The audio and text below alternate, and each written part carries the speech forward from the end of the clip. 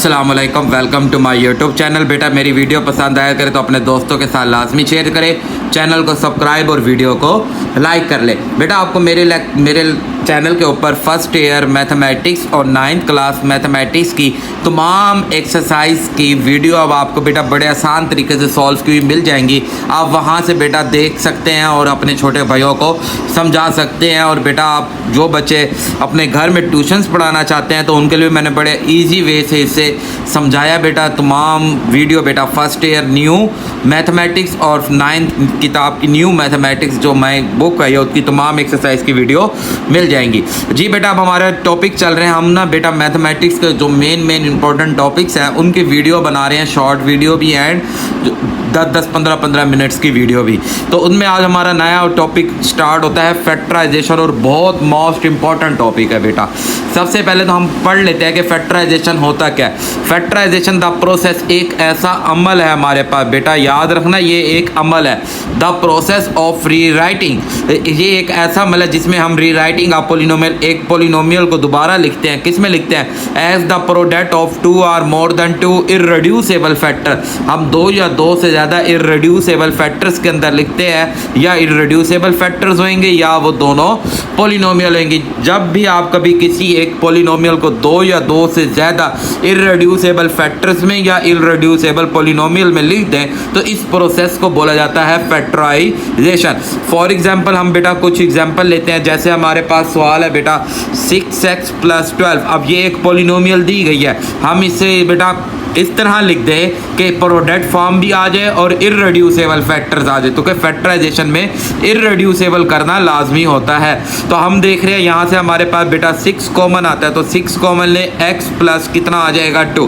तो देखिए हमारे पास ये 2 फैक्टर बन गए, एक ये 6 फैक्टर बन गया, एक x + 2 फैक्टर आ गया, और ये दोनों हमारे पास बेटा फैक्टराइजेशन का प्रोसेस हो जाएगा। और इस 6 के अगर हम इस तरह फैक्टर्स बना दें कि 2 3 2 × 3 × x + 2, तो इस पूरे प्रोसीजर को बोला जाता है फैक्टराइजेशन। और ये हमने इस क्वेश्चन की क्या कर दी, फैक्टराइजेशन कर दी। यहाँ तक आपने ले लेना, बात तो ठीक है, बट हमें उसने ये कहा था कि वो इररेड्यूसिबल फैक्टर्स होना चाहिए, आगे सॉल्व ना होता। जबकि ये 6 था, इसके फैक्टर्स बनते थे 2 और 3, तो हम 2 और 3 बना के तो ये हमारा फाइनल क्या हो जाएगा, हम रिजल्ट आ जाएगा। तो ये हमने क्या कर दी, इसकी फैक्टराइजेशन कर दी। हमने क्या करना था, फैक्टराइजेशन करना था, तो ये हमने इसकी फैक्टराइजेशन कर दी। इसी तरह हम कुछ और सवाल लेते हैं, जैसे बेटा 15y² + 20y। बेटा इधर आप देखें आपके पास बेटा 15y + 20y, तो हमें पता है यहाँ से 5y कॉमन आ रहा है। हम 5y कॉमन लेंगे तो 3y + 4 आ जाएगा।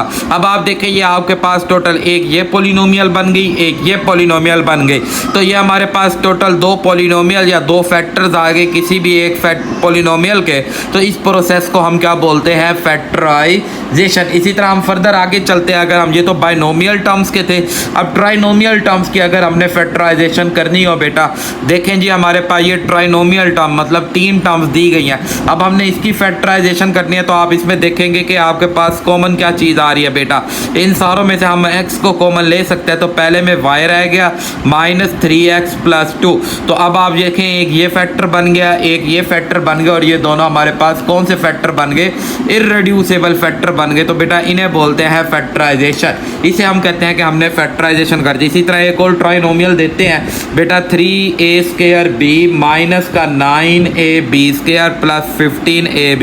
अब आप नोट करें आपके पास एक तो 3 कॉमन आता है, क्योंकि 3 के टेबल पे ये तीनों आते हैं। कॉमन में क्या करना होता है, नंबर्स में से आप अलग कॉमन लेते हैं, वो नंबर लेना जो इन तीनों के टेबल पे आओ। अब फॉर एग्जांपल अगर हमारे पास एक हम बात करते हैं कि हमारे पास 4x² + हमारे पास 16 आ गया। अब ये बेटा दोनों हमारे पास 2 भी कॉमन आता है और इसमें बेटा 4 भी कॉमन आता है। तो इन दोनों में जो ग्रेटेस्ट टेबल होगा हम वो कॉमन लेंगे, मतलब हम 4 कॉमन लेंगे। उसके बाद बेटा हम वेरिएबल में चेक करेंगे, तो वेरिएबल में ये a² b, ये a b, तो इन दोनों में हमारे पास एक a कॉमन आता है, b इधर है, इधर b² b, तो 3ab हमारे पास कॉमन आ जाएगा।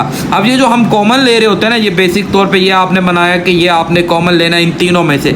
हम क्या करेंगे, इस पहले वाली टर्म को 3a² b को डिवाइड कर देंगे अपनी कॉमन वाली वैल्यू से 3ab से, तो 3 3 से कैंसिल, एक देखिए इसे कैंसिल, बी से कैंसिल, तो बाकी अकेला क्या बच जाएगा, ए वो आ जाएगा। कॉमन लेने का मकसद यही होता है कि आपने क्या कर रहे हैं, डिवाइड कर रहे हैं। अब जैसे ये 9a², हम यहाँ पे बात करते हैं कि 9ab², हमने जो कॉमन लिया 3ab, ये कॉमन ले लिया बेटा, 3 दा 9, ए से कट गया, बी में से एक बी कट गया, तो बाकी बच गया 3b। इसी तरह नेक्स्ट हमारे पास है बेटा 15ab, इसे डिवाइड कर देंगे 3ab से, तो a और b कैंसिल, 3 1 दा 3, 3 5 दा 15, तो ये हमारा बेटा दो फैक्टर्स बन गए। तो इन्हें हम क्या बोलते हैं, फैक्टराइजेशन, और इस प्रोसीजर को बोला जाता है फैक्टराइजेशन। और ये हमने इस पर अपनी ट्राइनोमियल पॉलिनोमियल की हमने क्या कर दिए, फैक्टर्स बना दिए। अब इसमें एक मोस्ट इंपॉर्टेंट होता है mid term break, factorisation by mid term break, factorisation करनी है by mid term break. Mid term break की हमने फैक्टराइजेशन करनी है, जो मोस्ट इंपॉर्टेंट फैक्टराइजेशन है बेटा, ये फैक्टराइजेशन की बैकबोन है। और बेटा इसे आप अच्छी तरह समझ लेंगे, ये मिड टर्म ब्रेक जो फैक्टराइजेशन है बेटा, ये आपकी बड़ी क्लासों में, चाहे आप मेडिकल भी रख रहे हैं तो वहाँ पे भी मैथमेटिक्स की जो एक कोर्स आपने पढ़ना होता है उसके अंदर ये मिड टर्म ब्रेक आती है। तो बच्चे बेटा बड़ी क्लासों तक पहुँच जाते हैं, उन्हें मिड टर्म ब्रेक करना नहीं आती, और ये बहुत आसान है मिड टर्म ब्रेक। कैसे करनी है मिड टर्म ब्रेक, मैं आपको समझाता हूँ बेटा। देखिए हमारे पास कोई भी ये वैल्यू दी गई है कि x² प्लस x माइनस 12, आपने क्या करना होता है बेटा, आपने हमेशा x² के साथ जो भी कोफिशिएंट है, अब जैसे ये 1 कोफिशिएंट है, आपने इस 1 वाले कोफिशिएंट को मल्टीप्लाई करना है इस लास्ट वाले कोफिशिएंट से। तो लास्ट वाले कोफिशिएंट से मल्टीप्लाई करें इस पूरे से, तो हमारे पास 1 मल्टीप्लाई -12, तो कितना आ जाएगा, -12। अब -12 के ऐसे दो पेयर लेने हैं जिन्हें मल्टीप्लाई करें तो जवाब -12 है, प्लस या माइनस करें तो आपके पास ये सेंटर मिड टर्म का आना चाहिए। तो मिड टर्म में है +1 जवाब चाहिए। ऐसे दो नंबर लें जिन्हें मल्टीप्लाई करें तो -4 12 आ जाए, और अगर आप उन्हें प्लस या माइनस करें तो जवाब +1 है। तो हमें पता है 12 है ना, कि अगर मैं बेटा यहाँ से +4 -3 को मल्टीप्लाई करूँ तो बेटा देखें हमारे पास क्या जवाब आएगा, +4 -3 -12, और इसी तरह +4 -3 करें तो हमारा रिजल्ट कितना आ जाएगा, +1 आ जाएगा। तो ये आपका तरीका होता है मिड टर्म ब्रेक करने का। आपने ये जो मल्टीप्लाई से जवाब आ रहा है इसके पेयर बनाने होते हैं, जो मल्टीप्लाई से तो ये है, बट हमारे पास प्लस या माइनस करने से मिड टर्म ब्रेक है। अब बात है कि मिड टर्म ब्रेक करें तो सिर्फ मिड टर्म को ब्रेक करना है, बाकी ये जो आपके पास फर्स्ट टर्म और लास्ट टर्म है ये आपके पास एज इट इज आ जाएगी। मतलब ये x² और ये -12 एज इट इज आ जाएगा। इस मिड टर्म की जगह पे आपने ये वाला जो पेयर आया बेटा, ये जो प्लस करने से आ रहा है कि +4, इसके साथ वेरिएबल यहाँ से लेंगे 4x, और ये माइनस का क्या आ जाएगा 3x, तो इसे बोलते हैं मिड टर्म ब्रेक करना।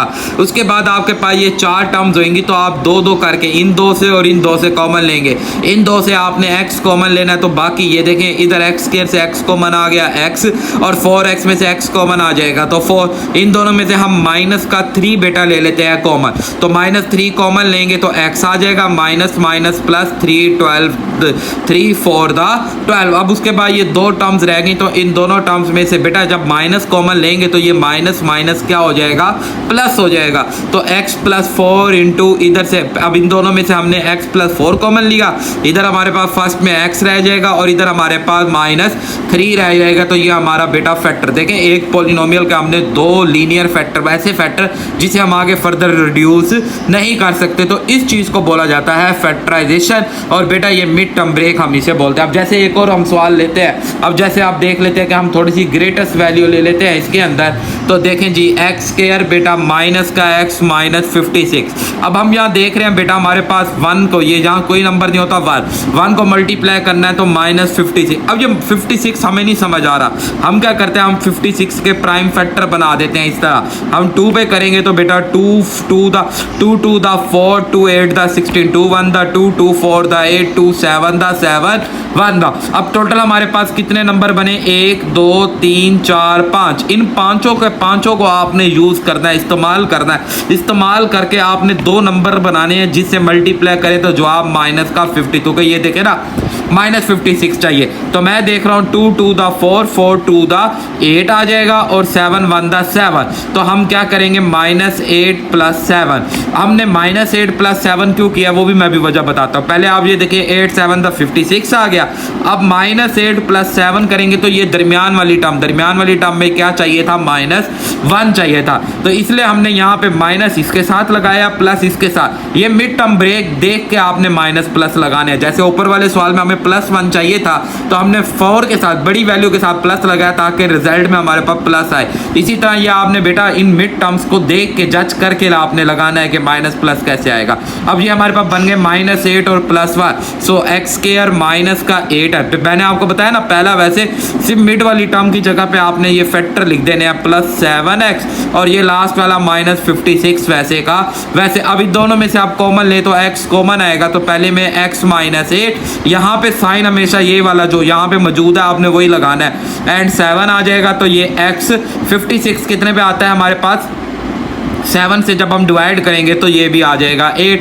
सो x -8 एंड x +7 ये देखिए हमारे उसके क्या बन गए फैक्टर बन गए। अब इसी तरह अगर मैं आपको एक और सवाल मैं आपको कराऊं तो ये देखें जी y स्क्वायर प्लस का हमारे पास आ जाएगा 4y माइनस का 12। अब आप देखिए आपने क्या करना है, इधर 1 को 12 से मल्टीप्लाई किया तो कितना आ जाएगा हमारे पास माइनस का 12। अब -12 के पेयर बनाए 4 चाहिए, हमें पता है बेटा 6 × 2 करेंगे 12। अब प्लस का 4 चाहिए ना, तो +6 -2, जहाँ माइनस लगेगा यहाँ प्लस लगेगा तो माइनस का 12 आ जाएगा और इधर से कितना आ जाएगा +4। सो y square +6y minus mid term की जगह पे जस्ट ये पेयर लेने हैं आपने, माइनस का 2y करेंगे ना +4 और -12 एज इट इज। तो आई होप आपको बेटा ये मिड टर्म ब्रेक समझ आई होगी। अब इसी तरह हम इसके मिड टर्म ब्रेक थोड़ी सी डिफिकल्ट ले लेते हैं। जैसे ये सवाल है जी 3x स्क्वायर -4x -4। अब आप क्या करें, इस 3 को 4 से करें मल्टीप्लाई। जब 3 को आप 4 से मल्टीप्लाई करेंगे तो देखें जी 3 4 का कितना आता है 12, और चूंकि हम माइनस से मल्टीप्लाई कर रहे हैं तो इसलिए ये हमारे पास आ जाएगा -12। अब ये आ गया -12 से पेयर चाहिए -4, तो हमें पता है जी -6 + 2 करेंगे ना तो हमारे पास मल्टीप्लाई से -4 आ जाएगा, और जब हम इन दोनों को मल्टीप्लाई करेंगे तो हमारे पास कितना आ जाएगा -12 आ जाएगा। तो ये 3x स्क्वायर पेयर यही लेंगे कि -6x + 2x। देखिए हमें -4 चाहिए था, हमें पता है बड़ी वैल्यू के साथ माइनस लगाएंगे तो 4 आएगा, और अगर इन दोनों को मल्टीप्लाई करें तो -12 भी बनता है। ये 12 कहाँ से आ रहा है, इन दोनों को मल्टीप्लाई करने से आ रहा है बेटा। इसी तरह अगर हम एक और सवाल लेते हैं, जैसे है जी 4z स्क्वायर -11z + 6। अब आपने क्या करना है, 4 को 6 से मल्टीप्लाई किया, कितना आ गया 24, तो ये प्लस है तो प्लस का 24। अब 24 के ऐसे दो नंबर लो जिसे माइनस प्लस करने से 11 माइनस का चाहिए। हमें पता है बेटा 24 है ना, हम 24 बड़े नंबर लग रहा है, हम 2 पे कर लेते हैं। 2 12 दा 2 6 दा 2 3 दा 3 कितना चाहिए 11 चाहिए, तो 2 2 दा 4 4 2 दा 8 और 3 -11 चाहिए ना, -8 -3 करेंगे तो -11 आ जाएगा। -8 मल्टीप्लाई -3 करेंगे तो प्लस कितना आ जाएगा 24, जो क्योंकि हमें +24 कहाँ से आ रहा है, इन दोनों को मल्टीप्लाई, तो 4z स्क्वायर इसकी जगह पे ये आ जाएगा -8z -3z + 6। बाकी वही 2 2 करके कॉमन लेंगे, इन दोनों में से 4 भी और z भी कॉमन आ जाएगा तो z -2 आ जाएगा। इधर से हम -3 कॉमन लेंगे तो z -+- अब बात करेंगे सर माइनस तो कॉमन नहीं आता, आप क्यों ले रहे हैं बेटा, मैंने बताया था जो थर्ड वैल्यू का साइन है वही साइन यहाँ पे हम यूज करेंगे, तो ये -3 वही आ जाएगा, इधर से z +-2। ये दोनों हमेशा याद रखेंगे, ये दोनों सेम होने चाहिए, तो z -2 कॉमन लेंगे, इधर से 4z -3। तो आई होप आपको बेटा factorisation by mid term break भी और फैक्टराइजेशन सिंपल भी समझ आई होगी। इसी तरह कुछ और हम फैक्टराइजेशन के सवाल ले लेते हैं। तो फैक्टराइजेशन में फैक्टर बनाने हैं, तो वो सवाल, अब जैसे सवाल आ गया x स्क्वायर -16। अब इस पॉलिनोमियल को फैक्टर करना है इररेड्यूसेबल में। हमें पता है 16 जो है हमारे पास किसका स्क्वायर बनता है, 4 का स्क्वायर। तो अब हम इसे बेटा x +2 और x -2 लिख सकते हैं, तो ये इसकी फैक्टराइजेशन हो जाएगी। इसी तरह x³ -8 आ गया। अब हमें पता है हमें x का क्यूब 8 को 2 का क्यूब करके हम इसके फैक्टर बना सकते हैं। x -2 x स्क्वायर माइनस है तो +2x आ जाएगा +2 का स्क्वायर 4। ये फार्मूले बेटा जो फार्मूलाज हैं ये वो फार्मूलाज हमने अप्लाई कर दिए। तो आई होप आपको बेटा factorisation by specially mid term break भी समझ आई होगी, फैक्टराइजेशन होता है क्या है वो भी समझ आया होगा, और कैसे कैसे हमने ये करना है। तो आई होप आपको बेटा समझ आएगा।